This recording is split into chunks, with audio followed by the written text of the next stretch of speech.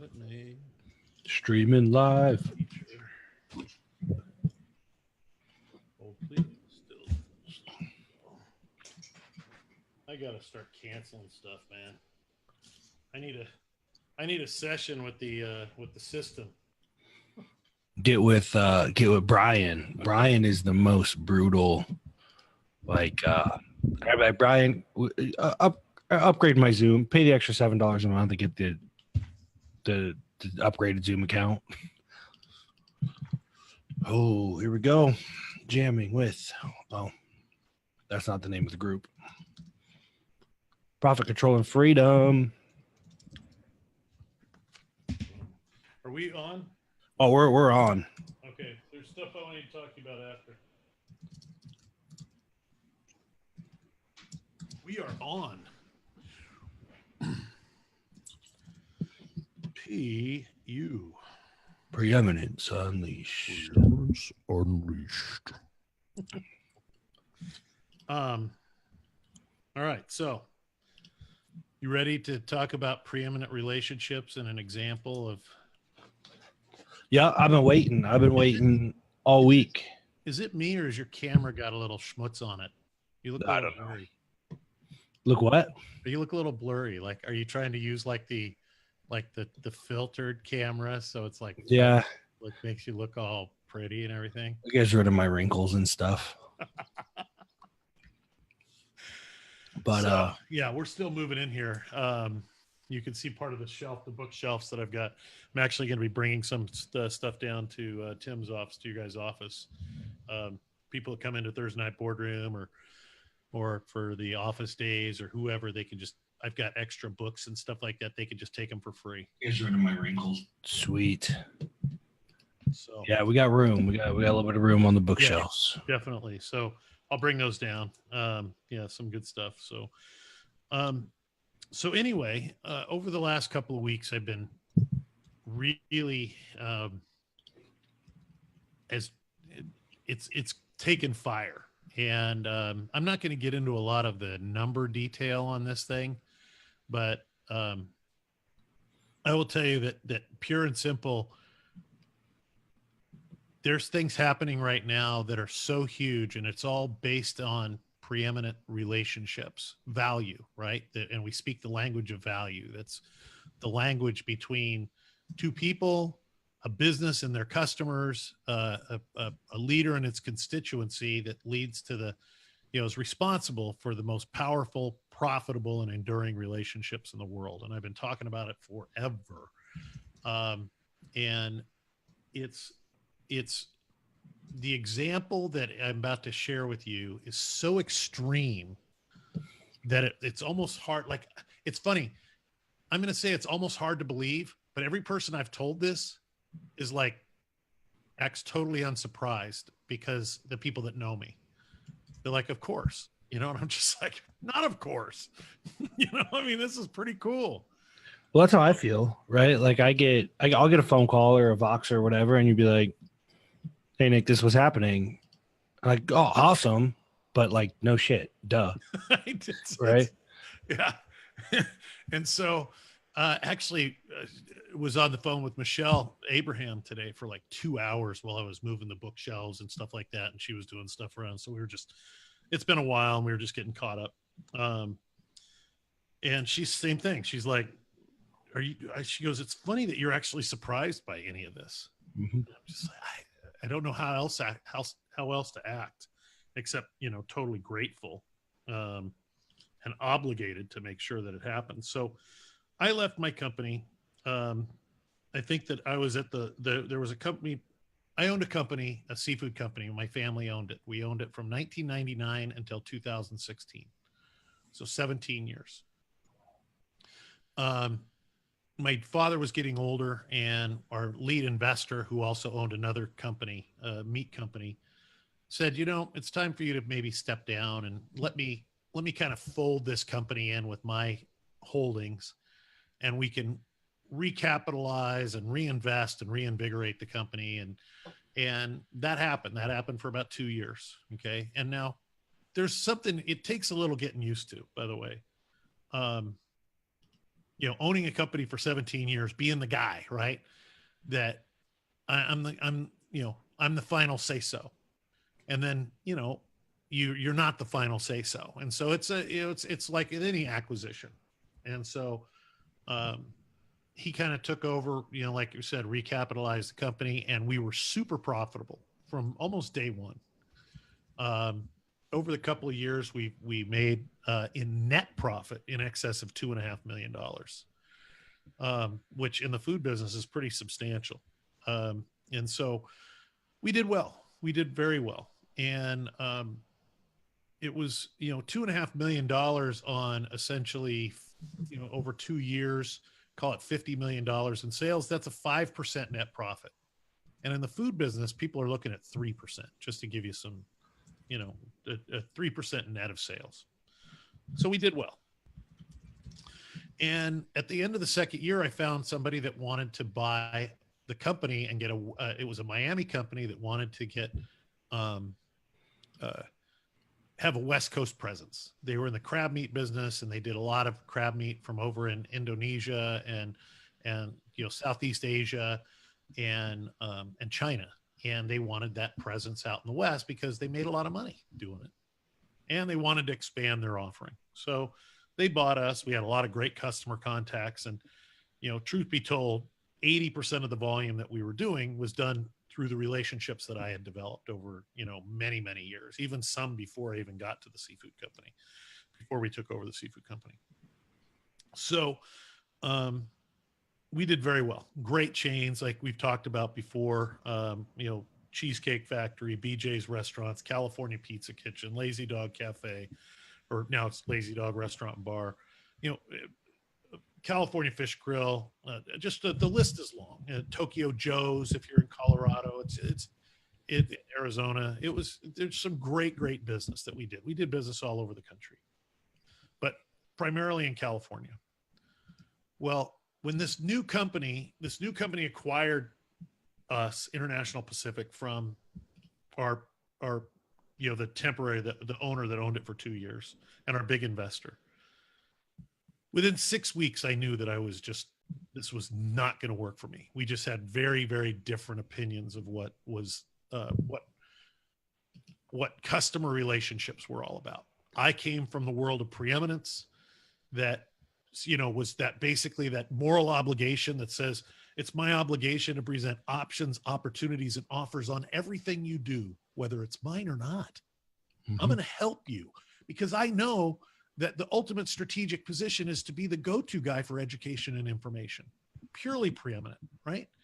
And so giving of yourself and understanding that strategically offering value, whether it's yours or not, whether it's going to end up in a transaction or not, will ultimately end up in you having an opportunity. And it's never proved wrong. Or do you get screwed in business? Absolutely. But the day I stopped worrying about that type of stuff is the day it really stopped happening. Yeah. And I'll tell you that I just saw Jay yesterday. 2 days ago. Yeah. 2 days ago. Yeah. Yesterday I slept all day. I saw Jay Friday, and that is one of the things he taught. And he was on fire. Like he was probably the best snippet of Jay I've ever seen. Cool. But what he said was, people ask questions about this. Like, what if you get screwed? What if this? What if this? He said, yeah. But like, it's a time thing, right? Like, don't forget about that component of time. Everybody thinks the outcome is supposed to be make a sale today, but that's not how it works, right? Like sometimes it comes around 6 months later, 8 months later. And that's the biggest component of preeminence that he said that people miss is this: I need an outcome in the next 2 months, 3 days on this phone call. Yeah. Right. And that's why everybody's like, well, Jeff, no shit, because we've been watching that. Like, it's only a matter of time. Right. The way you treat people, the way you say, hey, look, I'm not the guy. Don't give me your money. This is a better option. Like, it's only a matter of time before everybody comes back around to you. And so this company had a very different opinion of that. Every day they'd call and go, where are the sales? Where are the sales? It's like, I'm personally doing like 17 million of your 20 million right now. Yeah. Well, we want more. We're not going to maintain. I go, we're not maintaining, but if you think that I'm just going to stop all of that and just every day smile and dial, and that's just not me. And so there was just some very, very different opinions of what was going on. I had a great team around me, even up until the time I left, but I was miserable. I was absolutely miserable because I didn't trust this organization. Yeah. And there were some good people in there. The guy that was a senior vice president, I really liked. I mean, he was kind of a lightning rod, and there was a lot of people that didn't care for him, but I wasn't one of them. But it was just things that I just really couldn't live with. And I was living with it, and I was tolerating it, and it was killing me from the inside. So lo and behold, in August, the end of August of 2018, we part ways. And I end up going with an organization whose leader is one of the best leaders I've ever seen in action, let alone worked for. By far the best leader I've ever worked for, but this is like one of the top 2 or 3 leaders I've ever seen in action. My first day there, he's like, here's the folder. I need you to go through all this stuff. He'd actually reached out to my wife and my 4 children for them to write me notes, like congratulations and stuff. I mean, just the thoughtful guy, but also he's a guy, and he explained this to me the other day, and it was evident. But he says he's completely addicted to opportunity, and not about, oh, look at all these great opportunities we have around him. If he has opportunity around him, the old marshmallow test where they put the kids in the room and they say, if you don't eat this marshmallow, I'll give you another one. If that marshmallow's opportunity, you walk out of the room, he doesn't even try to hide it. He'll put the whole damn thing in his mouth. Totally addicted. Just like cocaine on the table. If you're a coke addict or an alcoholic or anything that's sitting on that table, you're going to consume it. An opportunity is something that he says, look, we cultivate and capitalize on our opportunities. We don't cultivate and collect. We go for it. We're going to create opportunities because of who we are, and we're going to capitalize on those opportunities because that's the only way that we're able to truly provide value in our relationships, is we go and cultivate those opportunities to the best of our ability. And he says, we operate under Soros, SOUROS. Every opportunity is met with Soros, and that is sense of urgency, rate of speed, right? And in that, you and I know that to be velocity. Mm-hmm. Yep. Right. And so that's how this is. It's organization, and we're well funded. It's an organization that even my boss's boss the other day in our market call says, having fun yet? Kind of stops. It really never really calls anybody out, but are you having fun yet? I'm having a time of my life. He goes, let me give you some advice. And, everybody's got their advice. He says, take care of the customer, and we'll work all the rest of the stuff out later. Don't try and be perfect now. Just get the things done that the customer needs, and we'll worry about the rest later. Yep. That's just the organization. I mean, give me a break. It is a situation where I don't want to use the term ideal, but I can't think of anything else. I'm just very an amazing situation, and all these situations are what you make them, but this has been fantastic. And so fast forward, we're working on some things. I got some contracts at the beginning. I'm the director of seafood and business development there. So I get to be, it's a super entrepreneurial organization. So it's so fun to work at, but so you've got all the funding in the world and it's entrepreneurial. So it's like, you're just like, whoa. And every day, this guy comes in and he says, what are the 3 main things that you're going to accomplish today? And what is that going to do to help move us forward? And then before he walks out of the office, he says, and what's one thing I can help you with today? That by helping you with this, it's going to help you perpetuate one or all of those 3 things that you need to accomplish today.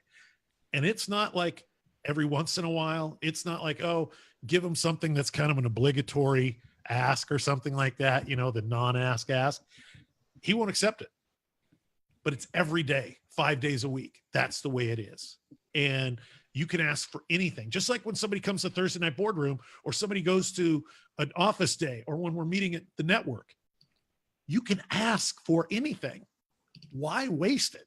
Yep. And so, there's big things, and I won't get into detail, that I'm asking for. And he's the leader of this organization. So if it's huge and it's multiple things, I can be gone for the day and come back, and the entire office is on that thing. So it's a really supportive environment. And I want every person that deems themselves a leader to listen to that part of it, because it is truly not you against the world as you're the leader. It is your number one priority is the team, but the culture of your company is the number one priority. The culture is take care of the customer. And so it's been fantastic. And so fast forward December, this company that it used to be with is now pressuring Cheesecake Factory to sign this contract, do things they've never done before. They were just completely uncomfortable. And in the middle of December, which it's impossible to really get trucks under anything, new, Cheesecake Factory awards us the business, like $5 million. And I remember because you and I talk about this stuff all the time, right? Of course. And I remember the initial, I don't know what you can reveal or whatever, but the initial thought or the initial reaction was like, there is no freaking way somebody like the Cheesecake Factory would swap vendors or whatever suppliers in December. Right. Like you were just saying, like it would you have to move mountains to make that happen. And at the end of the day, it was December 12th when we got notified, which I think was I want to say it was like a Wednesday or Thursday, and Christmas fell on a Monday, I think, or Tuesday of the year. It was just a real awkward week and a month for business. And we were shipping our first product. We were getting product picked up like Christmas Eve. We didn't have a customer number set up. We didn't have items set up at those customers. We didn't have, truckers set up. We didn't have any of this shit set up. Mm-hmm. We were expecting to have it in Q1 of 2019. So that goes down. And we there was bumps in the road, but we've weathered that. And now we're off to the races. Well, all of a sudden, 2 weeks ago now, fast forward, I'm starting to get calls from customers, because the company I worked for that I left in September or in August now has had such financial trouble that I learned was starting to have financial trouble in November of 2018, because they keep buying companies and they weren't managing them, and they weren't managing really the cash needs and everything. And it wasn't any individual except the leader of the company. So there's two juxtapositions here, right? There's the leader that's a highly collaborative leader that when the rules of the company are all about the customer, collaborate whenever you can, take care of each other, keep your eye on the details, sense of urgency, rate of speed, and own it to the finish. That's literally the game plan for our company. Well, my old company, my former company, everything was done by the owner and however he felt during the day, and people would give him advice and everything, and he would never accept it. So it wasn't a collaborative environment. It was this dictatorship, and it was the family and everybody else. And so this guy, not being very attentive to the details, he gets himself in trouble. He's overbuying companies. He's not understanding. He's not going through due diligence. And it turns out that his CFO, because he wouldn't listen to his CFO was now using the money that he was supposed to use for the purchase of my old company for the purchase of another company. So now they're trying to take the same dollar and use it in two different areas. They don't have any cash. They can't pay for things. The bank is now they're in default with the bank. And February 11th, the bank seizes all their inventory. Says, no, we're not. Well, now every customer I've been connected with for however long, all at once, there's this help, Jeff. What do you? Not even hey, we're looking for another supplier now. It was like, help, you got to help us. Mm-hmm. And I'm like, okay, I'm here, no matter what, right? That's my obligation. And I love these guys. I don't have business, like I'm friends. It's like business friends for me. And they're real friends, and I don't differentiate. And so I'm like, okay, we're starting to rock and roll. Things are starting to come apart. First thing I do is I know that we need somebody else at our company. So I go back to my old company. I hire my head of customer service and logistics. And she comes over 2 weeks ago. And so we're rocking and rolling. More and more people are calling now because all the buyers were talking to her at customer service. She's raised her hand, says, now I'm over at Global Protein Group. And everybody's like, oh my God, here's my list. Help. Mm-hmm. Right. Last a week ago Friday, I get notified that they're going to liquidate. Like, wow, it's hasn't even been a year since they bought us. It hasn't even been 6 months since I've been gone. And not that it had anything to do with me, but I'm just saying customers leaving is not, that doesn't help you. And these guys are going to liquidate. So then last Monday, I find out my head of purchasing and operations has now been terminated, and they've completely defunct the company. So on Tuesday, I have lunch with the guy. On Wednesday, I meet with my boss, and I are talking. The president and I are talking. Thursday, president calls me at night and says, you know what? We're not going to have him come in as a trader or any of these things. We're just going to hire him. And ever since I started, I wanted to get these two people, but it was a big investment, right? So he goes and he says, we're going to bring these. So I bring him in on Thursday at 1:00. And at the same time he walks in the door, I get the liquidation list of all the items that this company has. And I also happen to know where all those items, a lot of those items are going as a customer. Mm-hmm. So I'm able to make the offer on the list and then go sell that to the customers that need it so bad. And people go, oh man, you should have bought it. You should have 50 cents on the dollar. I'm like, I'm, 80, 90 cents on the dollar. Cause I know where this stuff's going. And I know customers that need this stuff. I'm not going to sit there and get greedy. If in a liquidation sale, they're going to be lucky if they get 40 cents on the dollar. But I offered them more money just because, again, preeminently, I know that my customers need this stuff right away. And a lot of horse trading back and forth for another bunch of days or even a week or 2 weeks isn't going to serve anybody. And quite honestly, the longer it takes them to do this, the less my bid's going to be. I want to cut the PO on Monday. So I had to go out, and I had to be all over Southern California on Friday, and I had a funeral to attend. I got back, and my boss is now building for all the bid that I made. It's hundreds of items. We need to build material numbers for all those things. We don't have them. He's got the entire office with their own page building spreadsheets of the numbers and stuff. I mean, cranking. And so it turns out that over the next, if we get this bid, when we get this bid tomorrow is what we're expecting, because they'd be crazy not to accept it. Mm-hmm. That we'll do probably $900,000 in gross profit in the next 60 days. And then maintain those customers or have those customers for the rest of the year and going forward, because I believe in customers and clients for life. And we're going to do probably 3 times what my budget was in profit for this year. And I've got my director of purchasing and operations, and I got my customer service, and got me. So basically my boss, the great leader that he is, just bought a company without buying a company. And my director of purchasing and operations was actually being approached by other people, of course, because he's really good. I've trained him since he was a gopher in the building.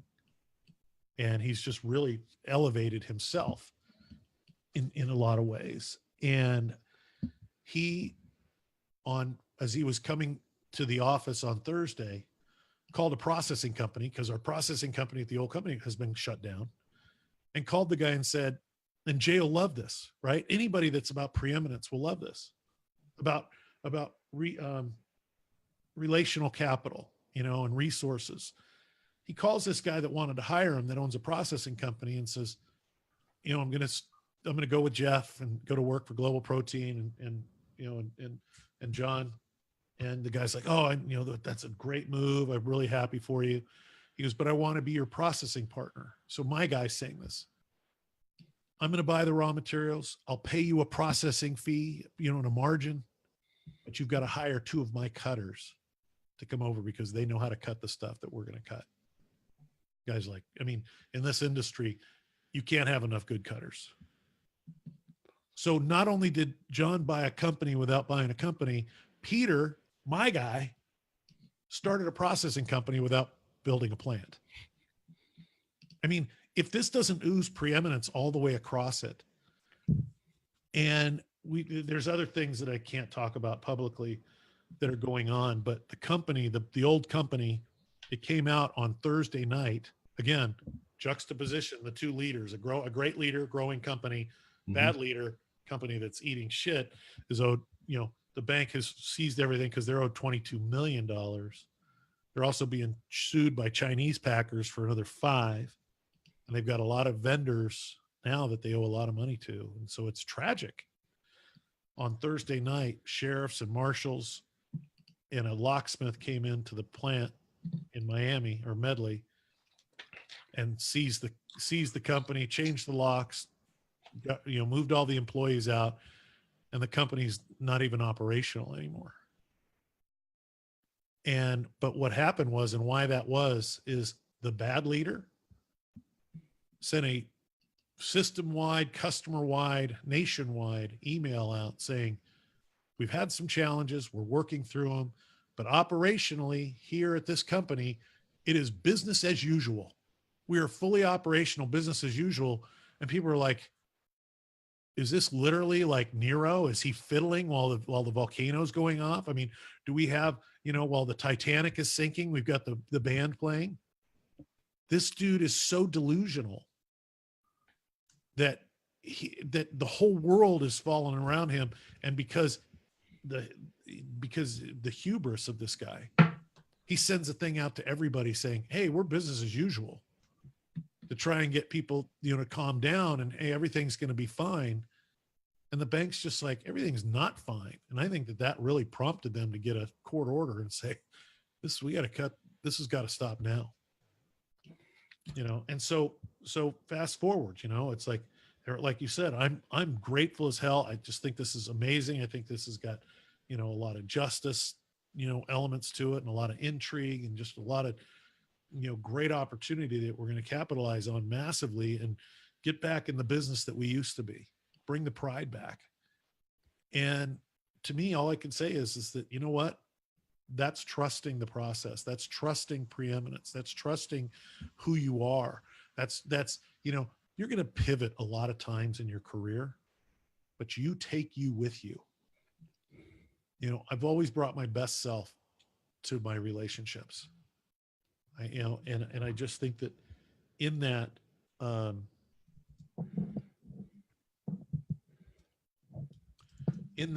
is something that I've learned such a great lesson, almost in, hyper speed. And it's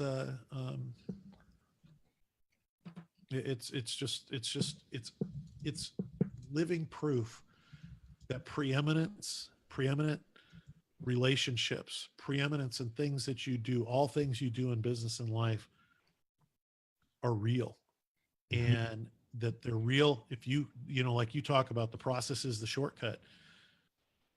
The types of rewards that come from people that act, with preeminence, it's preeminence, something it's someone you become.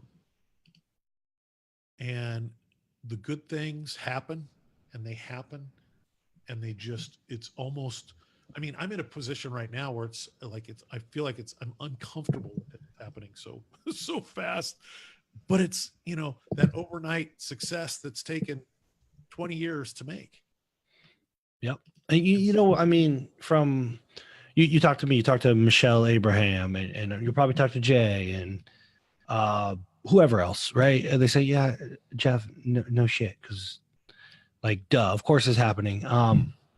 But from afar, right? And this is just stating the obvious here. From afar, it looks like, I mean, I could totally see how it looked like, wow, you stumbled upon a really lucky circumstance. What are the chances that this business goes out of business? And,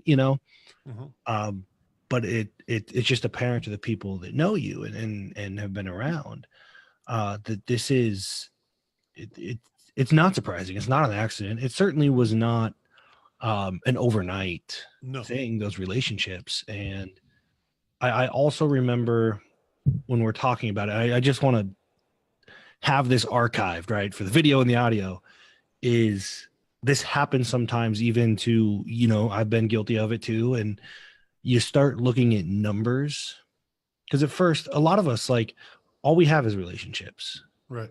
We're broke. All we do is build relationships. Yep. And you start looking at numbers and you start making decisions based on numbers. For example, trying to buy, you could have gotten a bidding war and tried to buy 50 cents on the dollar or whatever. Right. Right.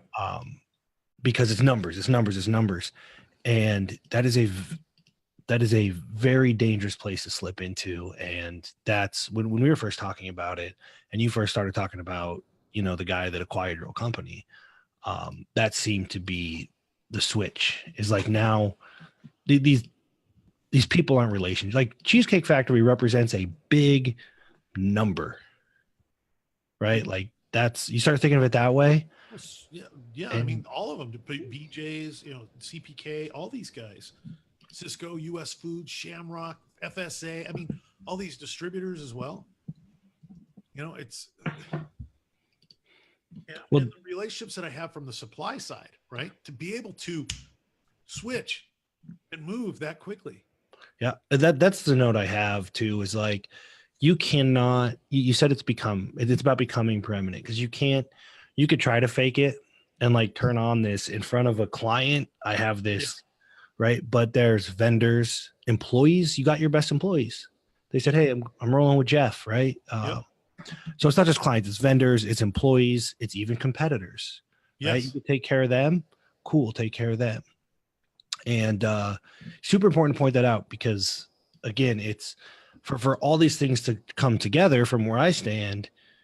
If you treated your employees like shit this whole time, you wouldn't be in the situation you're in, right? You wouldn't have these people coming over, or your vendors, or your relationships from. We talk about. Oh, we have a whole episode about trust. Yeah. Right. How do you make these things happen so fast? And to me, like, that's why it's like, oh yeah, it's Jeff Moore. Cool. Yeah. We're in. Right. There's not a whole lot of diligence that needs to be done at that point. Right. Because it's been 17 years of, like, they know what they're getting with Jeff Moore. And it's just really powerful. I really hope people listening internalize this and really just think about how they can become preeminent, which is why we're here. What, you could talk about that obligation and opportunities, offers, opportunities, options and offers on everything they do, or options, opportunities, offers, whatever you want to say. And then, but here's the real juxtaposition of the whole thing. If you feel like in your relationship, you are your company's representative to your customer or client, that is not preeminent. When you can now flip it and become your customer or your client's representative to your company or anything else that they're looking to do that might be outside of what you do in the company. In your company, when you become your client's representative to your company or anything else they want to do or looking to do, and you become their trusted advisor, that's preeminent. I'm going to tell a quick story that because I think I'm not the storyteller, so this is rare. I'm going to brag on Jim Fisher, one of Yeah. our private clients, right? Brag on Jim and Brian for sure. And Brian. It would be remiss to not mention Brian as well. Right. Their business went from, because they're both brilliant, from like just kind of stuck, right? They just stuck for a while, went into a little bit of debt, trying to get it figured out. It was palpable when you talk to them, the stuckedness. Yeah, and it's frustrating. You know how it is for us, like frustrating seeing people that are so brilliant that just can't get out of their own way. Yeah. And that's what we do with our private clients. And the difference for Jim was, one, he looked around, he said, well, look at all these people that got my back, being you, me, and the entire network.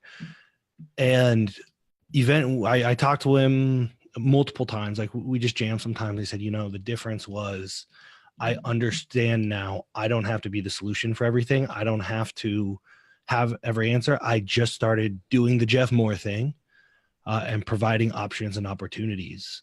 Every opportunity I have, like, doesn't have to be with me. I can refer, I can hook up. And as soon as he started doing that, he just, they're going to do $100,000 a month, like in no time. That's fantastic. And it was that concept right there that opens you up. It takes a lot of pressure off too. You could say, I don't know, or I cannot do this for you, or even I'm not the best option. Right. But I have another, let me introduce you to so-and-so. Right. Let me find out. And it puts you in such a powerful position. It literally, think about that. In that by itself, not only is that preeminent, that's leadership. Yep. How you do one thing's how you do everything. You can't just be preeminent in your business and not be preeminent at home in your personal relationships. You can't just be preeminent to people that are transacting with you. Preeminence is leadership, period. Yep. It's the highest form of leadership. Yeah. And then that's one of the things that I did not realize fully. I understand that, but the first time that you and I sat in a room with Jay, who is he's really the father of preeminence, or it's really the concept that he's made, or the strategy that he's made, and he's a business legacy. That's for sure. Yeah, exactly. And his thing is business. He's a business consultant, and we sat there. He was only, he went on a rant for 35 minutes, 25 minutes, something like that. But he also feels very, very strongly about that. Like, look, you have to be preeminent in your home life. You have to be preeminent in everything you do. And he's so adamant about that, and so passionate about that. It's not a business tactic. It is a strategy for life. Right. And it was really interesting hearing him jam on it and go so in depth. But I think that Preeminence Unleashed is a good term for us, because I think, we're still just getting started with this podcast, and, we're kind of circling around on how this thing's going to become so poignant in what we do, whether it's in the guests that we invite on, or the topics, the subject matter, that we come in with an organized subject, not organized, but a specific topic that we're going to just crush through, and not only talk from, we'll hear a lot of theoretical and a lot of, 50,000 foot, but you and I, it's our responsibility, our obligation to present those tactical, you're being preeminent when with this particular topic, and here are these things and examples of preeminence. And so, for us, that obligation is about presenting to people this life of preeminence. And, for me to be able to stop and look, and, a lot of people, and I'm doing the knows again. Sorry about that, Bryant.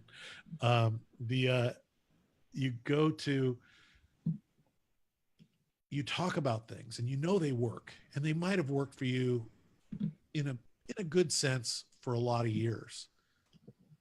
But when it all of a sudden becomes noticeable, when you wake up and go, whoa, this shit really does work. Mm-hmm. It's who you become success. I love the Jim Rohn, right? Success is what you attract by the person you become. And to have this thing happen and have where I'm like, oh my gosh, this is an extraordinary watershed moment. And everybody else is shrugging their shoulders because they see more about what I've become or who I am as a person than I'm probably allowing myself to see. Yeah. And that's why an entrepreneur alone is an entrepreneur at risk. We have to be able to be able to see ourselves through somebody else's eyes, to be able to have people share us through their own perspective.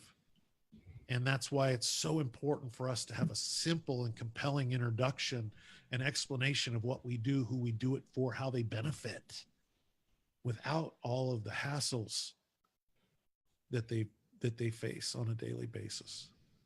So it's just all come full circle that this is real. This is not just theoretical talk and chit chat and some kind of utopia.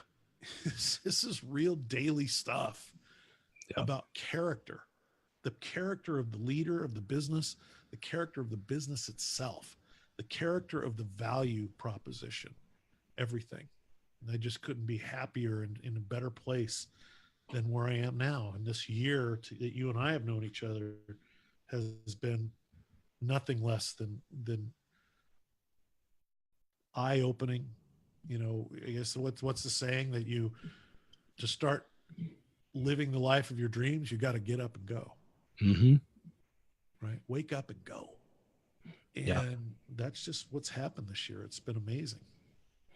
There's been, and I agree, it's been, I mean, it's been a lot of things have happened for both of us, both together, collectively, and individually, right? Yep. And I remember a few points, and just to circle back on an entrepreneur alone as an entrepreneur at risk, there are a few times we've spent together that have changed the trajectory of some things. Uh-huh. And we did that secret knock event together. Yes. Right. And that was a big, whether it be holding a mirror up or just a validation, a point of validation. And that's just to say, just echoing what you said, the consequences of what we do are not always super apparent to us, Right. But there are people that in your ecosystem, and if there might not be people in your ecosystem, which is why we built this whole thing, is to provide that ecosystem. Super, super important to be around, to just have those people around. And if you go to preeminenceunleashed.com, you can just click community, and there's a button, and it'll just take you right to our free community. And you drop in, introduce yourself, and participate. And we built that to provide this for you because, how long, how long have either of us gone without it? And it's just, I wish I had a community of people providing counsel sooner. Yeah. What's the name of the community? Right now, it is Profit, Control, and Freedom on Facebook. The name does change from time to time depending on what cold traffic is doing, to be transparent. But if you go to preeminenceunleashed.com, just click community, and there's a button that says join, and it'll just direct you right to it. Yep. There's so many things, and I'm writing down for future topics because we're 47 minutes into this right now. Yeah. I think there are things that we're going to be doing now that are going to drill down and will have immediate impact in your business, in your life. The moment that you leave the podcast and you take one step towards this preeminent lifestyle based on the things that we're going to be providing, whether it's part of the 30 profit activators or other elements of preeminence and examples of preeminence, that this is not one of those episodes or one of those podcasts that's like, oh my God, I had to listen to the last one to listen to this one. We're not going to serialize this thing. Every single one is going to have its own unique value set that's going to make you not have to, but want to look at the other episodes that we did. And so, for those of you who are listening right now, I appreciate you. We appreciate you. And it's our obligation to help present preeminence to you in a grand and a consumable and tangible manner. Mm-hmm. So thank you for listening. Yes. And we have some really, really cool stuff coming. And if you are listening to the podcast or you're in our community, you will be the first to know. And I do believe that preeminence is the ultimate strategic advantage. I really do, which is why we're doing this. So Absolutely.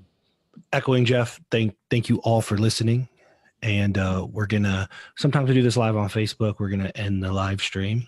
So this mass has ended. Go forth.